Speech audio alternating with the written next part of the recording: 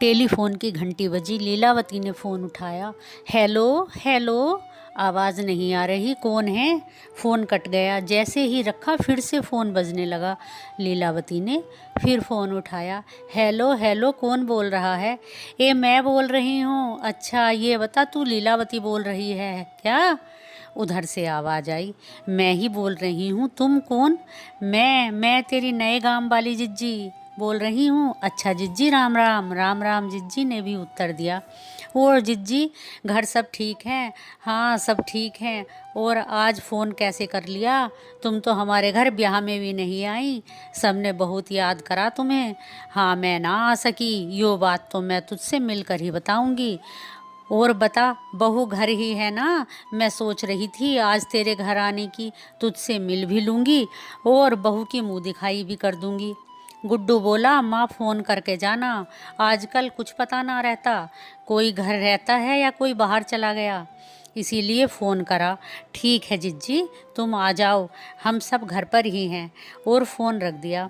अंशु, अंशु जी, mummy जी देख एक बात बताऊं? हाँ कहो मम्मी जी। बहू ने लीलावती अर्थात अपनी सास के पास आकर कहा। क्या बात है? देख आज मेरी दूर के रिश्ते की बहन आ रही है। बे कुछ पुराने विचारों वाली महिला है, वैसे कोई खड़ूस नहीं है, बहुत अच्छी हैं। पर मेरा कहने का मतलब ये है कि अगर वे तुम्हें कोई बात बोल दें तो उनकी किसी बात पर नाराज़ मत होना। क्या मम्मी जी, आपको मैं ऐसी लगती हूँ? मैं बिल्कुल नाराज़ नहीं होंगी। ठीक है बेटा, मैं तो तुम्हें बस बता रही थी क्योंकि वे मुझसे बहुत बड़ी हैं ना, मैं चाहती हूँ कि उनके सम्मान को कोई ठेस ना लगे, लीलावती ने कहा और अपने काम में लग गई। लगभग 2-2.5 घंटे बाद घर के दरवाजे पर टक टक की आवाज़ आई। लीलावती ने गेट खोला तो गेट पर कुछ मोटी सी व सांवली सी महिला खड़ी थी। कंधे पर हाथ का सिला थैला, कपड़े का बैग था। अरे जिज्जी आप, आओ आओ अंदर आ जाओ। अंदर आकर दोनों बहनें गले मिली। बैठो जिज्जी, यहाँ बैठ जाओ। सामने सोफा पड़ा था, वे उस पर बैठ गई और अपनी तिरछी नज़रों से घर को देखने लगी। ए लीला, तुमने तो घर का नक्शा ही बदल दिया। हाँ जिज्जी, पहले से कुछ ठीक कर लिया। ठीक कर लिया? क्या बतेरा पैसा लगा दिया घर पर? अब तो तू राज कर रही है। हाँ जिज्जी, सब ठीक है। अच्छा, तू कह रही थी कि बहू यहीं है, दिखाई ना दे रही, सो रही होगी। ना ना जिज्जी, सो ना रही। इतने में ट्रे में पानी लेकर गिलास रखकर अंशु आ गई। गिलास मेज पर रखकर मौसी जी के पैर दबाए। मौसी जी ने भी ढेरों आशीर्वाद दिए। कुछ देर तक तो आशीर्वादों की झड़ी लगा दी और आशीर्वाद देते देते ही बहू का पूरा मुआयना कर लिया। कुछ देर में ही अंशु ने चाय नाश्ता लाकर मेज पर रख दिया। तब जिज्जी ने कहा, अरे बहू, तू तो साड़ी पहनना भी जानती है। हाँ, हाथों में भी भर भर कर चूड़ियाँ पहन रखी हैं और माथे पर बिंदिया तथा मांग में सिंदूर भी भरा है। तो क्या मौसी जी, मुझे ये सब नहीं करना चाहिए? अरे नहीं नहीं, मैं ऐसे नहीं कह रही, तुम तो बहुत सुंदर लग रही हो।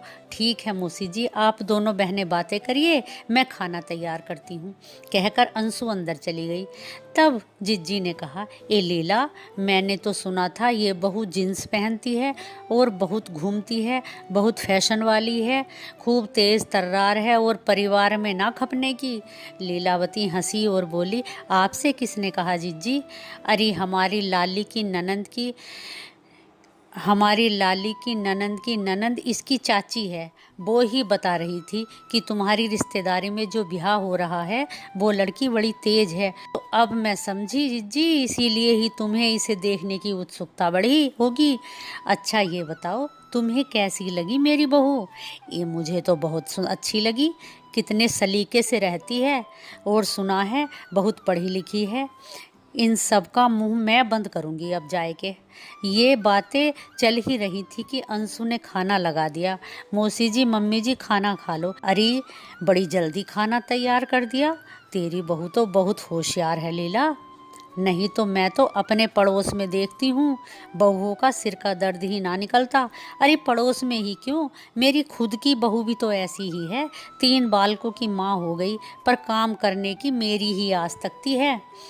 खाना खाते खाते खाने की तारीफ करती जा रही थी। अंशु भी धीरे धीरे मुस्कुरा रही थी। मौसी जी ने खाने की दक्षिणा भी बहू को दी।